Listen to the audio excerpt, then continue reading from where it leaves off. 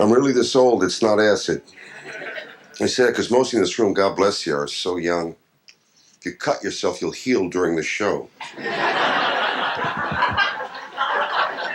See, right now I'm at the perfect age to have children. Yeah, because I'll be dead before they get old enough to hate me.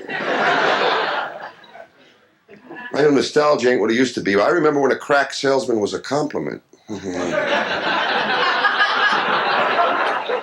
And I'm from Manhattan. Manhattan. Pigeons and roaches and rats. Oh my. Pigeons and roaches and rats. Oh my. Yeah. We have so many roaches here, we call them land shrimp. You turn a light on your wall, they're spelling Daddy's home, you know. But I gotta be fair, we do have squirrels here in Manhattan, but they all live in Riverside Park or Central Park, and they're so spoiled. They only come out for macadamia nuts.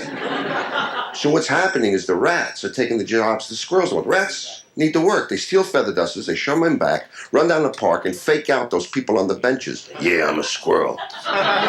Used to pose for Walt Disney. But anyway, look, see, I'm divorced because I found out it's better to be lonely than to be miserable, right? You know? And I live alone, and I read, you know, and I read something I read that they have pet psychologists. Now, that makes sense in a way, because you take an animal that should be running free or never been born and lock him in a studio apartment and walk him on a leash 15 minutes a day and call it a pet. I mean, and that's why they have pet psychologists. But if they have pet psychologists, they might have pet insane asylums.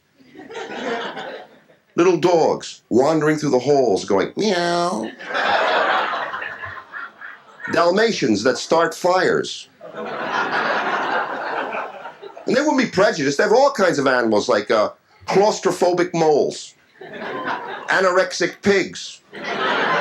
Now you think that's funny, that's fantasy, but the real thing's truth is stranger than fiction. Now I read in the papers tonight that genetic engineering, the real designer genes people, are working on a way right now to fertilize the ovum of a female gorilla with male Homo sapiens sperm. This may mean nothing to you, but wait till the National Football League reads about it. If it works, you're going to see some real ball players. Bubba, eat the ball. Now, what I want to know is, where are they holding their experiments? Let's hope they're taking place in a laboratory and not in some disco parking lot at 4 a.m. Vinny, she's hairy, but she can dance. Now, I talk about truth is stranger than fiction. Now, there's something else. Like, a lot of people hate cats. And I know, check this out. Why? You know, because I come from a neighborhood where we prove they don't have 9 lives. 2 is the record, you know. It's moving, Frank. Bring it back up to the roof. You understand? But your values change. Your values change as you get older.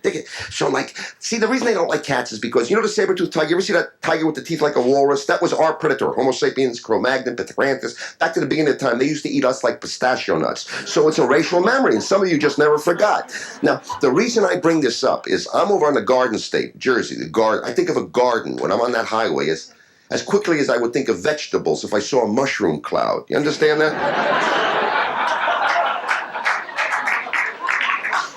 The highlight of the whole ride was a toll collector with clean fingernails.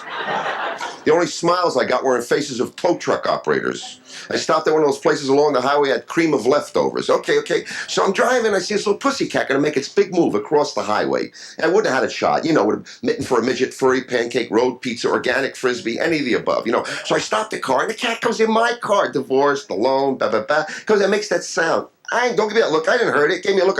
And it makes...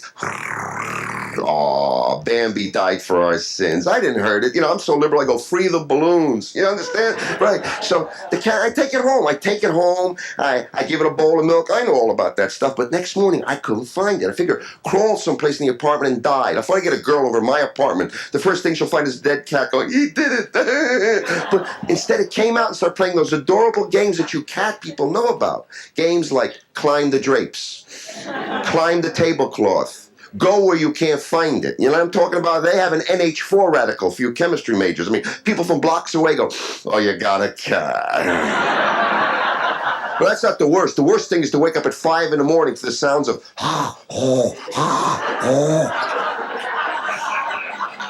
They're coughing up a hairball the size of the state of Florida.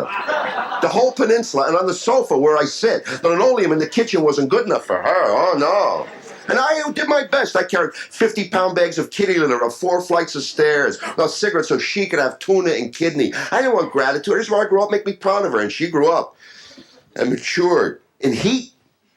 She's getting off on wind gusts. Her eyes would cross. I was so embarrassed.